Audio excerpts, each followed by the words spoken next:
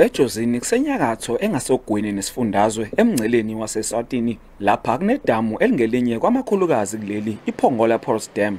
Yize bakhelene naleli damu izakhamuzi zasejozini ziyahluphekela amanzi ahlanzekile. uSelina Mthembu usebe isakhamuzi sakule ndawo impilo yakhe yonke. Eminyakeni yakhe engu-87 umele umthwalo wokuhamba amabanga amade ukuyokha amanzi. Lamanzi bawaphuza nenkomo. Ibe sike edanyini mntanami.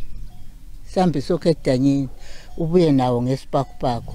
Njoba amandla angasekho uma ngithwele u2 litha kulungile sewona emazongisiza.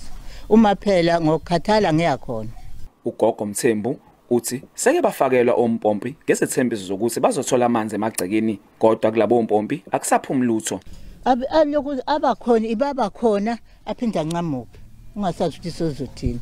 Kuhlelwe ukulungisa kweziphehli zamanzi, ukulula lapho kufinyelela khona amapayipi nokufakelwa kwamathanga amasha. I don't think we have had focus as national government, particularly on the side of the department, because it's our main duty, it's our main core. We do have stakeholders like the district, but in the main, we must jointly do this thing and ensure that water is here. Yize ngacacela ukuthi umsebenzi uzophela nini, izakhamuzi zihlalele ethembeni ezinye inhlelo ezokwandisa umthamo wesiphehli samanzi sasejozini siphakele imndeni engu-25,000.